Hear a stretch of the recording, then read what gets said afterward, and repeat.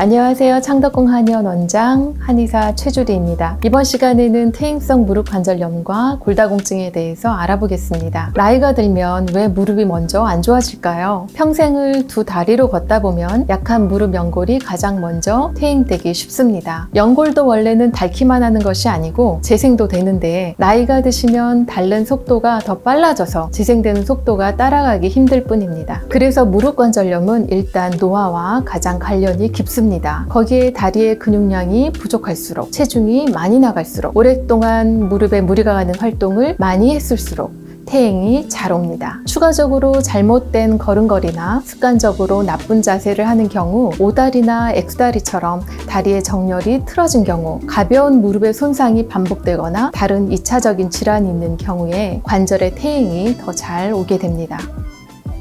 퇴행성 관절염은 연골 하나의 문제가 아니라 관절의 모든 결합 조직에 손상이 와서 퇴행이 진행되는 질환입니다. 그래서 연골의 회복이 되어야 하지만 인대, 힘줄, 근육 이 부분들이 모두 회복이 되지 않으면 안 됩니다. 그러니 연골에 좋다는 건강식품만 드셔서는 제대로 치료할 수 없습니다. 그래도 지금 시청하시는 분들 중 대부분이 한 병씩은 가지고 계시는 관절 건강식품을 좀 더 알아보겠습니다.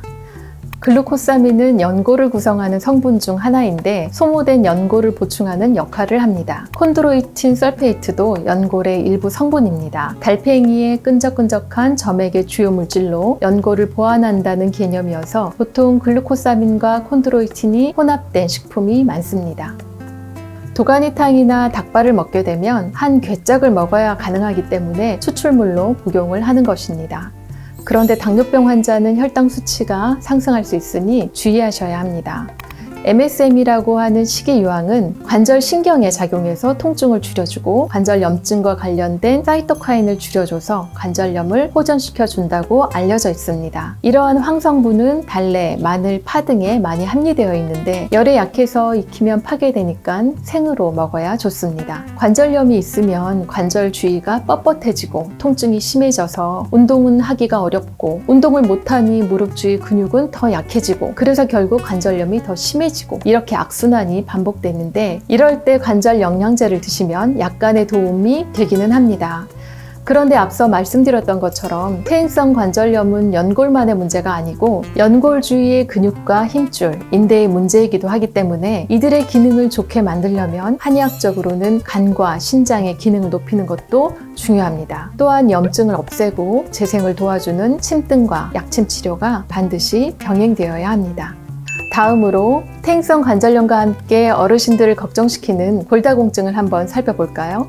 골다공증으로 통증 자체를 만들어내지는 않지만 골절의 위험이 있기 때문에 가볍게 지나가면 안 됩니다. 골다공증은 뼈를 부수는 파골세포와 뼈를 생성하는 조골세포의 불균형으로 나타나는 질환입니다. 그런데 조골세포는 좋고 파골세포는 나쁜 것이 아닙니다. 원래 조골세포와 파골세포가 따로 있는 것은 아니고 조골세포가 파골세포를 움직이도록 만듭니다. 조골세포가 파골세포에게 낡은 뼈를 긁어내라고 명령을 해서 그걸 하고 나면 조골세포가 가서 거기다가 이렇게 덧대오는 것입니다. 그래서 본 리모델링을 하는 것처럼 뼈를 더 튼튼하게 만들어주게 됩니다. 그래서 우리 몸의 뼈에는 조골세포와 파골세포가 반드시 둘 다 있어야 늘 싱싱한 뼈가 유지되게 됩니다. 골다공증 약은 일주일에 한 번 먹는 경구약이나 6개월에 한 번 맞는 항체 반응을 이용한 주사제 모두 하는 일은 파골세포를 움직이지 못하게 하는 것입니다. 그러면 뼈를 긁어내는 역할을 못하게 되어서 골밀도가 더 낮아지지는 않지만 새로 만들어진 건강한 골조직은 아니기 때문에 약 복용과 함께 골밀도 자체를 좋아지도록 하는 노력을 하셔야 합니다. 골다공증이 있는 대부분의 사람들이 일상의 식사나 영양제를 통해서 충분한 칼슘을 섭취하고 있는 것으로 보면 골다공증은 칼슘 섭취량이 부족해서라기보다는 섭취한 칼슘이 뼈에 저장되지 못해서 생깁니다. 그 요인으로는 비타민 D, 마그네슘과 같은 필수 요소들이 결핍되거나 폐경기 이후 에스트로겐 수치가 떨어지는 것도 이유가 됩니다. 또한 칼슘이 흡수되기 위해서는 위산과 비타민 D가 필요한데 근래 역류성 식도염 환자가 늘고 위산가다 치료제를 장기간 복용함으로 인해 칼슘 부족 현상을 겪기도 합니다. 한의학에서 하는 골다공증 치료는 퇴행성 무릎 관절염의 치료와 동일하게 간과 신장의 기능을 높여주는 처방을 합니다. 골다공증을 예방하고 치료하기 위해서는 뼈에 무게를 주는 체중 부하 운동이 필요합니다. 어르신들이 할 수 있는 체중 부하 운동은 꼭 바벨이나 덤벨을 드는 어려운 운동이 아니고 가만히 앉거나 누워서 하는 스트레칭 말고 조깅이나 걷기, 등산 같은 운동을 말합니다.